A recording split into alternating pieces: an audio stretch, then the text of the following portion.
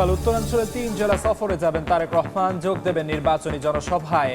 আজ বিএনপির ইশতেহার ঘোষণা, গুরুত্ব পাবে ৩১ দফা, থাকবে বাস্তবায়নের রূপরেখা। দক্ষিণাঞ্চল সফরে যাচ্ছেন জামায়াত আমির, বরিশাল বিভাগের ৪ জেলায় আজ যোগ দেবেন নির্বাচনী জনসভায়। উচ্ছ্বসিত নেতাকর্মীরা। নির্বাচনের ফল ঘোষণায় দেরির সুযোগ দেখছেন না বিশ্লেষকেরা। প্রশ্নের মুখে পড়ার আশঙ্কা, নষ্ট হতে পারে পরিবেশ। গণভোট পোস্টাল ব্যালট থাকায় গণনায় জনবল বাড়ানোর পরামর্শ। সরকারি চাকরিতে নবম পে স্কেল দাবিতে শহীদ মিনারের সমাবেশ। সারা দেশ থেকে জড়ো হয়েছেন শত শত কর্মচারী। দাবি আদায় না হলে কঠোর কর্মসূচির হুঁশিয়ারি। এবং অঢেল প্রত্যাশার চাপ নিতে হবে নতুন সরকারকে। স্থিতিশীলতা, বিনিয়োগ ফেরানো বড় চ্যালেঞ্জ। কর্মসংস্থান সৃষ্টির সঙ্গে সহনীয় পর্যায়ে আনতে হবে মূল্যস্ফীতি।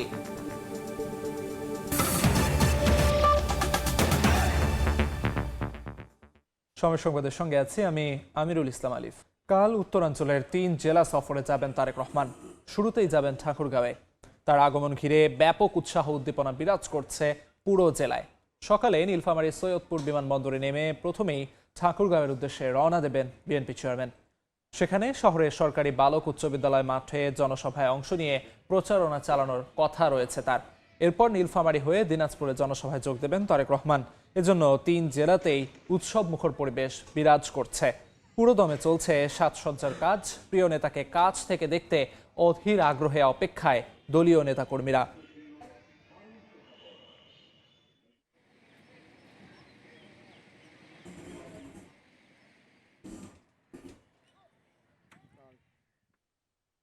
এই মুহূর্তে ঠাকুরগাঁওয়ে আছেন রিপোর্টার জিয়াউর রহমান বকুল। সরাসরি যাচ্ছি তার কাছে। নির্বাচনী এলাকা, এই নির্বাচনী এলাকায় দীর্ঘ কয়েক বছর পরে বিএনপির চেয়ারম্যান তারেক রহমান তিনি আসছেন। আগামীকাল তিনি এই মাঠেই সকাল 11টায় বক্তব্য রাখার কথা রয়েছে এবং জনসভার জন্য যেই প্রস্তুতি এখন পর্যন্ত আমরা যেটি লক্ষ্য করছি যে সব প্রস্তুতি এরই মধ্যে শেষ করেছে জেলা বিএনপির যারা দায়িত্বে রয়েছেন তারা। আমরা তাদের সাথে কথা বলেছিলাম, তারা বলছেন যে নির্বাচনের ঠিক আগ মুহূর্তে তারেক রহমান ঠাকুরগাঁয়ে আসার কারণে এই নির্বাচনের যে উৎসাহ এবং নেতাকর্মীদের যে উদ্দীপনা, সেই উদ্দীপনা কিন্তু কয়েক গুণ বাড়িয়ে দেবে এবং এই এলাকার মানুষের অর্থাৎ রংপুর অঞ্চলের মানুষের যেই উন্নয়ন, সেই উন্নয়নের যেই বিষয়গুলো, সেই বিষয়গুলোও তারা জানান দেবেন চেয়ারম্যানকে।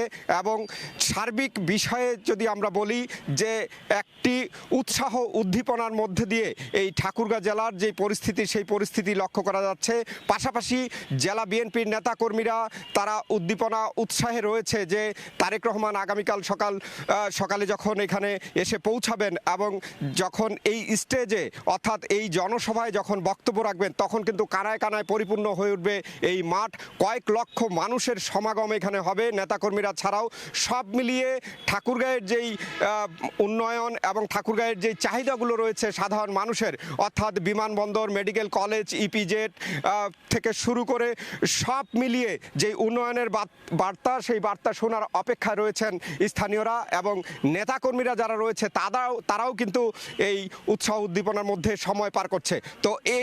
তো সব মিলিয়ে আমরা বলতে পারি যে ঠাকুরগাঁয়ের যে শ্বাস রব, সেই শ্বাস রব আমরা দেখছি এবং পুরোপুরি আমরা বলতে পারি যে ঠাকুরগাঁয়ের যেই একটি উৎসাহ উদ্দীপনা, সেটি কিন্তু অনেক বেশি লক্ষ্য করা যাচ্ছে নেতাকর্মীদের মাঝে। সবচেয়ে বড় বিষয় হচ্ছে ঠাকুরগাঁও 1 আসন থেকে বিএনপির মহাসচিব মির্জা ফখরুল ইসলাম আলমগীর নির্বাচন করছেন এবং এই নির্বাচনে ভালো একটি প্রভাব পড়বে বলে আমাদেরকে জানিয়েছেন বিএনপির নেতাকর্মীরা। তো এই ছিল ঠাকুরগাঁও থেকে সবশেষ। ঠাকুরগাঁও থেকে সবশেষ জানাচ্ছিলেন সহকর্মী জিয়াউর রহমান বকুল। বিএনপি নির্বাচনী ইশতেহার ঘোষণা করা হবে আজ। এবারের ইশতেহারে জন আকাঙ্ক্ষার প্রতিফলন ঘটবে বলে মনে করেন দলটির নেতারা। সানবির রূপলের রিপোর্ট। বহু প্রত্যাশার ত্রয়োদশ জাতীয় সংসদ নির্বাচন বাকি আর সপ্তাহখানেক। এরই মাঝে লড়াই জমে উঠেছে ভোটের মাঠে। রাজনৈতিক দলগুলো নানা প্রতিশ্রুতি নিয়ে এখন ভোটারদের দ্বারে। জুলাই অভ্যুত্থানের পর গণতন্ত্রের এই যাত্রায় রাজনৈতিক দলগুলো এবার অনেক হিসেবি, যার প্রভাবও দেখা যাচ্ছে দলগুলোর ইশতেহারে। বর্তমান রাজনৈতিক বাস্তবতায় সাংগঠনিকভাবে দেশের সবচেয়ে বড় রাজনৈতিক দল বিএনপি। দলটি বলছে এবার ইশতেহারে তারা সমন্বয় করছেন দলের প্রতিষ্ঠাতা জিয়াউর রহমানের ১৯ দফা, বেগম জিয়ার ভিশন ২০৩০, সেই সাথে বিএনপির এখনকার ৩১ দফা। দল হিসেবে জনসম্পৃক্ততা দল হিসেবে বিএনপি সবসময় চেয়েছে একটি বাস্তবমুখী এবং টেকসই নির্বাচনী ইশতেহার প্রণয়ন করতে, যেখানে আমাদের যে পরিকল্পনাগুলো থাকবে সেগুলো প্রত্যেকটাই শতভাগ বাস্তবায়নযোগ্য হয়। এমনভাবে দেশটাকে নতুনভাবে গড়ে তোলা যেখানে দেশের প্রতিটি শ্রেণী এবং পেশার মানুষের অন্তর্ভুক্তিমূলক উন্নয়ন হবে, ভাগ্যের পরিবর্তন হবে। আমরা বিশ্বাস করি শতভাগ জন আকাঙ্ক্ষার প্রতিফলন ঘটবে এবং জনগণ আরও বেশি ক্ষমতায়িত হবেন, আর্থিকভাবে আরও বেশি স্বনির্ভর হবেন এবং রাষ্ট্রীয়ভাবে আমরা ইনশাআল্লাহ আরও বেশি সুরক্ষা নিশ্চিত করতে পারবো। বিএনপির ইশতেহারের ঝুলিতে থাকছে ফ্যামিলি কার্ড, কৃষি কার্ডের মতো বেশ কিছু প্যাকেজ। আছে চিকিৎসা, শিক্ষার মতো খাতগুলোতে ব্যাপক পরিবর্তনের ইঙ্গিত। মাহাদি আমিন বলছেন, এবার বিএনপি সরকার গঠন করতে পারলে সর্বোচ্চ গুরুত্ব দেয়া হবে তরুণদের কর্মসংস্থানে, দূর করা হবে উন্নয়ন বৈষম্য। মেগা প্রজেক্ট, মেগা করাপশন এই সংস্কৃতি থেকে আমরা বেরিয়ে আসতে চাই। সুতরাং সেই সব উদ্যোগে গ্রহণ করব যেখানে সত্যিকার অর্থে জনমানুষ উপকৃত হয় এবং গ্রামীণ পর্যায় পর্যন্ত, তৃণমূল পর্যায় পর্যন্ত যেন প্রত্যেকে আরও বেশি ক্ষমতায়িত হন। রাজনৈতিক বিশ্লেষকরা বলছেন, দলগুলোর ইশতেহারে জনগণের মৌলিক অধিকারের বিষয়গুলো কতটুকু গুরুত্ব দেয়া হচ্ছে তা গুরুত্বপূর্ণ। তারা মনে করেন দুর্নীতি রোধ, সুশাসনের প্রতিশ্রুতি ভোটারদের কাছে টানবে। প্রধানমন্ত্রী এবং মন্ত্রীরা যে শপথ নেবে, সঙ্গে সঙ্গে আমাদের প্রতি তাদের যে অ্যাকাউন্টেবিলিটি হয়ে গেল, সেই অ্যাকাউন্টেবিলিটি তাদের বজায় রাখতে হবে এবং জনগণের কাছে জবাবদিহিতা প্রতি মোমেন্টে, প্রতিদিনে, প্রতি ঘন্টায় তাদের দিতে হবে। রাজনৈতিক বিশ্লেষকরা বলছেন, শুধু প্রতিশ্রুতি নয়, থাকতে হবে ইশতেহারের বাস্তবায়নের সুনির্দিষ্ট রূপরেখা। সানবীর রূপল, সময় সংবাদ, ঢাকা। নির্বাচনী প্রচারণায় আজ বরিশাল বিভাগ সফরে যাচ্ছেন জামায়াত আমির ডক্টর শফিকুর রহমান। পটুয়াখালী, পিরোজপুর এবং ঝালকাঠিতে নির্বাচনী জনসভায় বক্তব্য দেবেন তিনি। এছাড়া বরিশালের মেহেন্দিগঞ্জে করবেন পথসভা। বরিশাল বিভাগ ছাড়াও বিকেলে নড়াইল ও ফরিদপুরেও জনসভা করবেন শফিকুর রহমান। দলীয় প্রধানের আগমন ঘিরে উচ্ছ্বসিত নেতাকর্মীরা।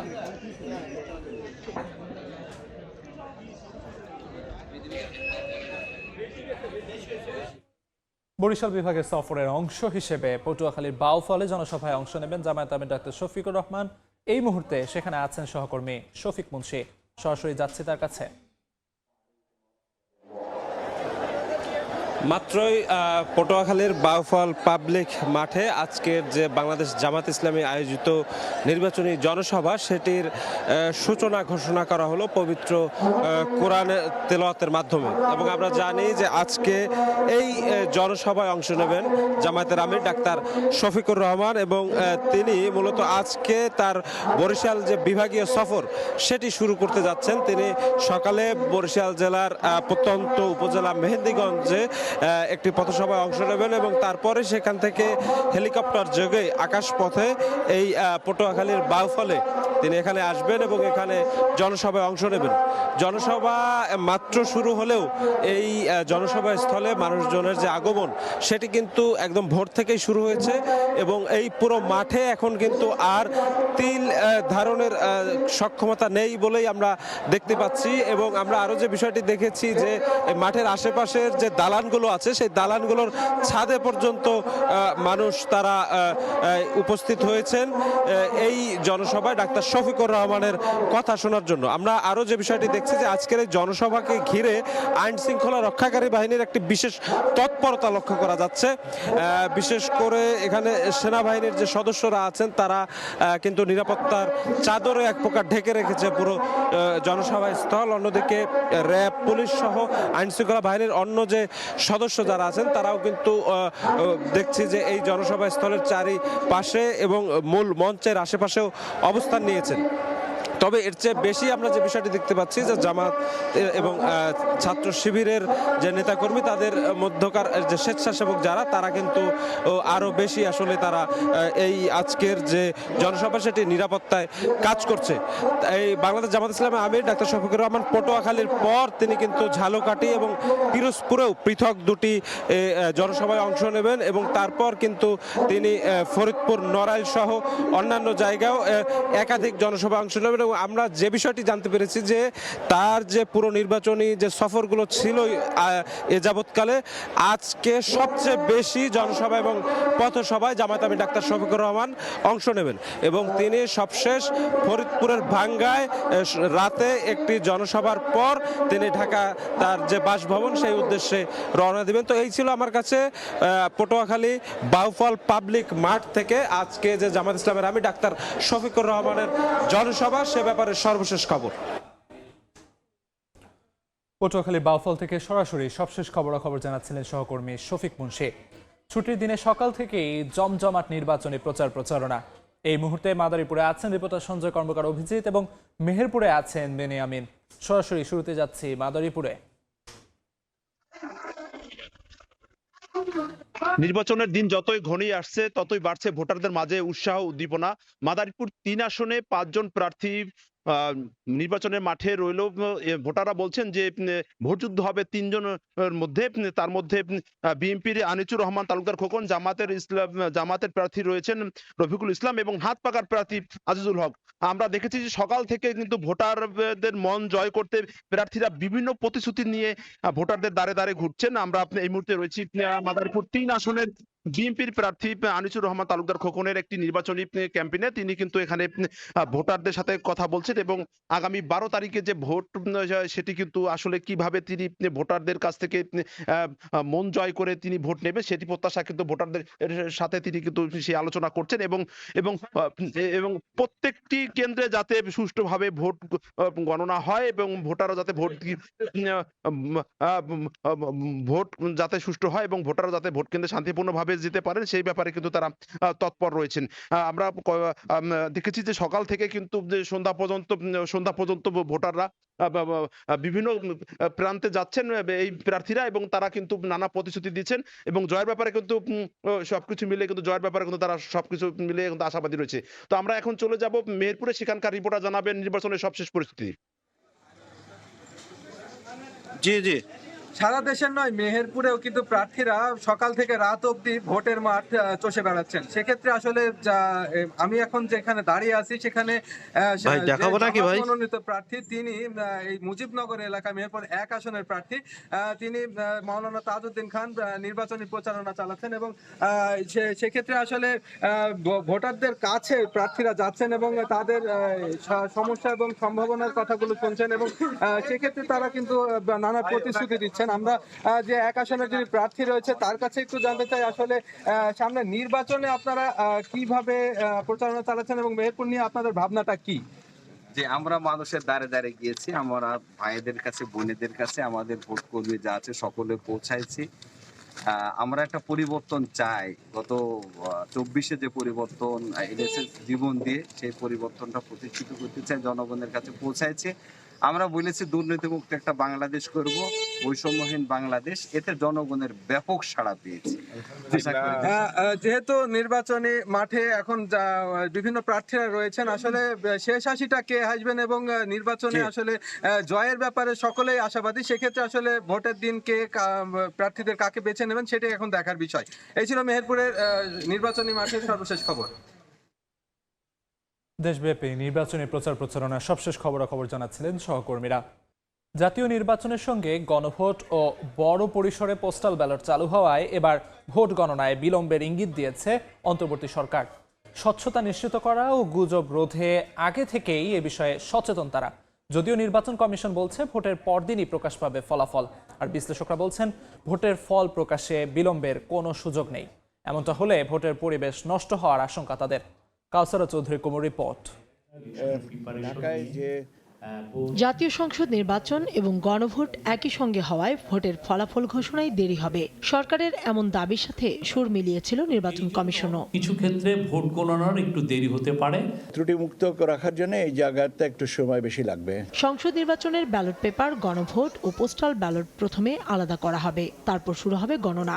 এমন যুক্তি দিয়ে তারা বলছে ফলাফল তুলনামূলক দেরি হবে এবার।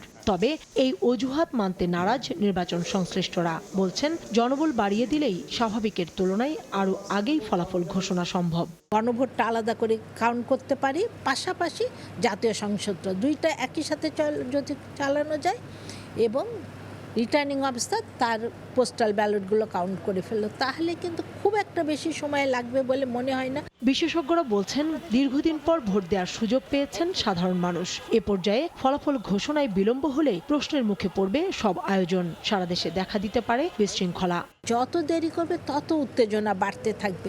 যেহেতু আস্থাহীনতার একটা ব্যাপার আছে, সেই জন্য সহজে কারচুপির অভিযোগ উঠতে পারে। প্রার্থী যদি জিনিসটাকে আশ্বস্ত করে, তার কর্মীকে সমর্থন দেয়, হ্যাঁ ফলাফল গণনা পর্যন্ত আমরা অপেক্ষা করব, তাহলে বিশৃঙ্খলার সুযোগটা থাকে না। কাউন্টিংটা যেন মানে ট্রান্সপারেন্ট ওয়েতে হয়, মানে যেখানে সব দলের প্রতিনিধিরা থাকবে।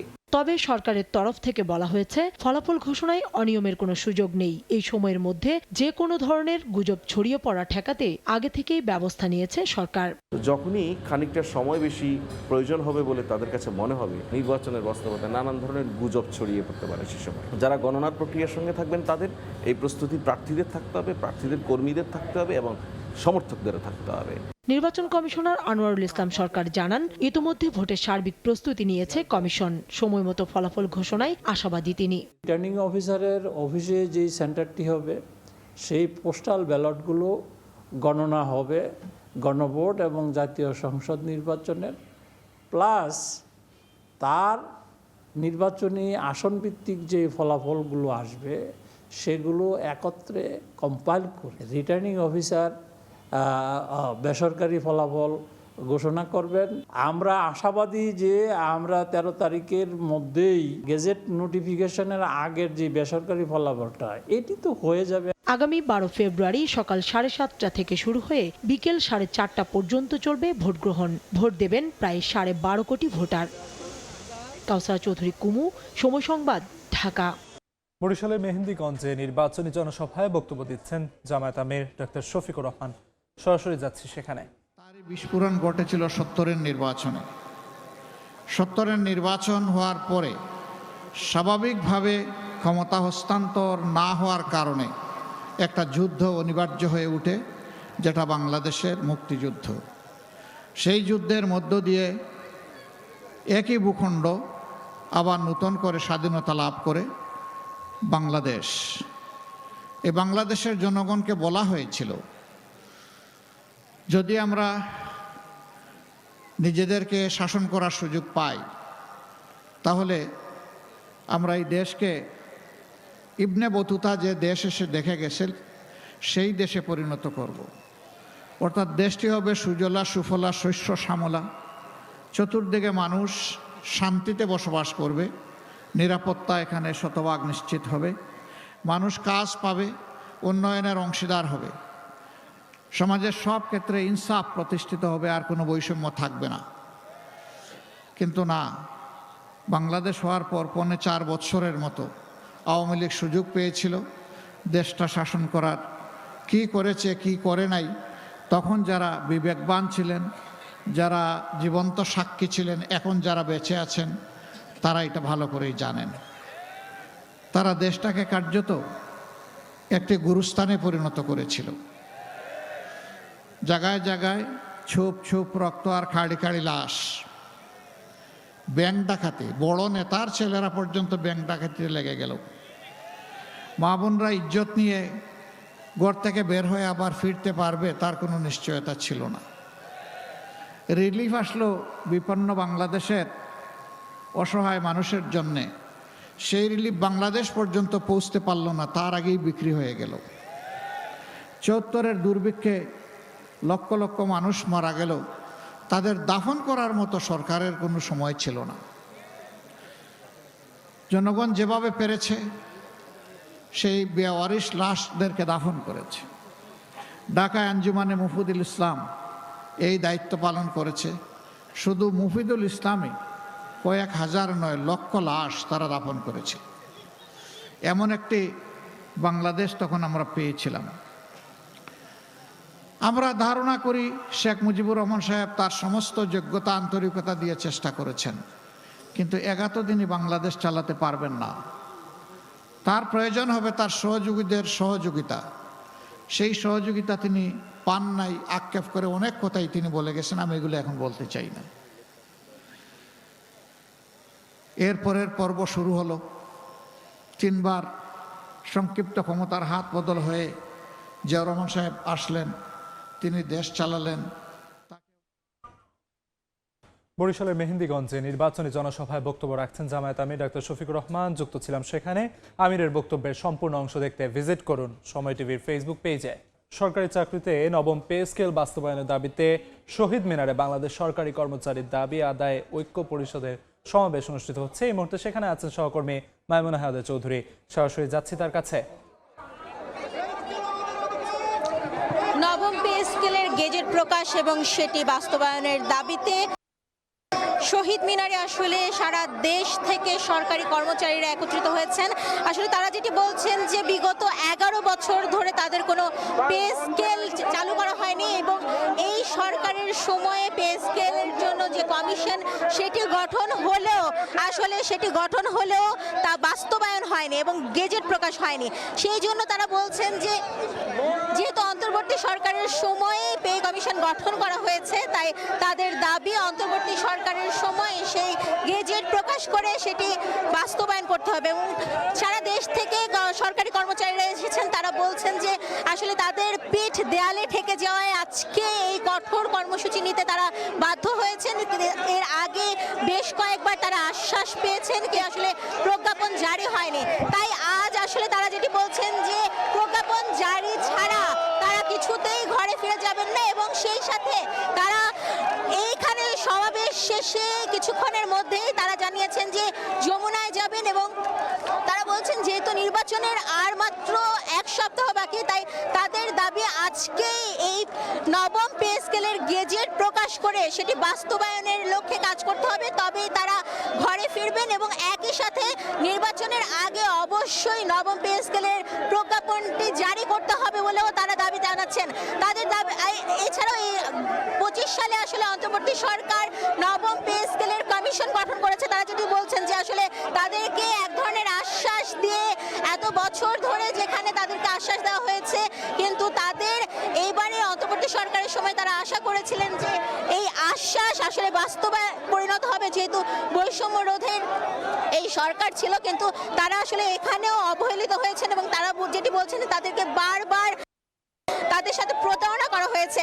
একই সঙ্গে তারা বলছেন যে নির্বাচনের আগে অবশ্যই প্রজ্ঞাপন জারি করতে হবে এবং সেটি আজকের মধ্যেই জারি করতে হবে এবং একই সঙ্গে এই বছরের শুরু থেকেই সেটি বাস্তবায়নের লক্ষ্যে আসলে কাজ করতে হবে। এবং সারা দেশ থেকে আপনারা দেখতে পাচ্ছেন যে সারা দেশের বিভিন্ন সরকারি প্রতিষ্ঠান যারা আসলে এই পে স্কেলের আওতামুক্ত, তারা বিভিন্ন জায়গা থেকে এসে আজকে শহীদ মিনারে ছুটির দিনে সকাল থেকে জড়ো হয়েছেন এবং তাদের যে দাবি তারা জানাচ্ছেন যে নির্বাচনের আর বেশি সময় না থাকলেও তারা আজকের মধ্যে এই নবম পে স্কেল বাস্তবায়ন চান এবং তার মাধ্যমে তারা আজকে আসলে প্রজ্ঞাপন জারি করে তবেই ঘরে ফিরবেন বলে আমাদেরকে জানিয়েছেন। সরাসরি যুক্ত ছিলাম শহীদ মিনারে। সংঘাত এড়াতে আজ ওমানে বৈঠকে বসছে যুক্তরাষ্ট্র ইরান। এরই মধ্যে মাস্কাটে জড়ো হচ্ছেন দুদেশের প্রতিনিধিরা। সমঝোতা না হলে পরিস্থিতি আরও ভয়াবহ হতে পারে বলে হুঁশিয়ারি দিয়েছেন ডোনাল্ড ট্রাম্প। আর শত্রুপক্ষ যুদ্ধের পথ বেছে নিলে তার জন্য ইরান প্রস্তুত বলে সাফ জানিয়েছে দেশটির সেনাবাহিনী। হুমকি ধামকির মধ্যেই উপসাগরীয় জলসীমায় তেলবাহী 2টি বিদেশি জাহাজ জব্দ করেছে ইরানের বিপ্লবী গার্ড বাহিনী।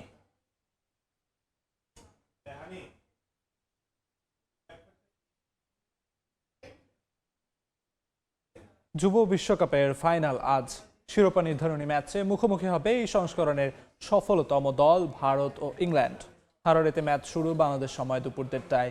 এই নিয়ে যুব বিশ্বকাপের 14 আসরে নিজেদের 11তম ফাইনালে মাঠে নামতে যাচ্ছে ভারতীয় যুবারা। হাতছানি দিচ্ছে রেকর্ড 6ষ্ঠ শিরোপা। অন্যদিকে থ্রি লায়ন্সের সামনে সুযোগ নিজেদের যুব ক্রিকেটে ইতিহাসের 2য় শিরোপা ঘরে তোলার। যদিও তাদের শেষ ট্রফিটা এসেছে 1998 সালে। ভারত ইংল্যান্ডের আগেও এই ফরম্যাটের ফাইনালে মুখোমুখি হয়েছে। 2022 সালে অসহায় আত্মসমর্পণ করে থ্রি লায়ন্স, তবে দুই দলই এবারের আসরে অপরাজিত। হারারের ফাইনালে সেমির মতো রান উৎসবের ম্যাচ দেখার সম্ভাবনা, তবে ফাইনালে উপস্থিতি থাকবে বাংলাদেশেরও। প্রথমবারের মতো এই টুর্নামেন্টের ফাইনালে বাংলাদেশি আম্পায়ার হিসেবে ম্যাচ পরিচালনার দায়িত্বে থাকবেন মাসুদুর রহমান মুকুল। এই পর্যায়ে শীর্ষ সংবাদগুলো জানিয়ে দিচ্ছি আরেকবার। কাল উত্তরাঞ্চলের 3 জেলা সফরে যাবেন তারেক রহমান, যোগ দেবেন নির্বাচনী জনসভায়। আজ বিএনপির ইশতেহার ঘোষণা, গুরুত্ব পাবে 31 দফা, থাকবে বাস্তবায়নের রূপরেখা। এবং ক্ষমতায় গেলে দুর্নীতির ঘাড় ধরে টান দেওয়া হবে, চাঁদাবাজি করতে পারবে না কেউ। বরিশালে নির্বাচনী জনসভায় জামায়াত আমির, বিচার ব্যবস্থায় বৈষম্য দূর করার প্রত্যয়।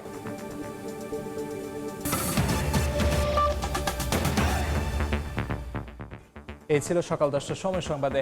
এ সময় বাণিজ্যের সঙ্গে থাকবেন অর্জিতা শেহজনীন। ধন্যবাদ আলিফ। এ সময় বাণিজ্য নিয়ে আসছি কিছুক্ষণ পর, সঙ্গে থাকুন সময়ের।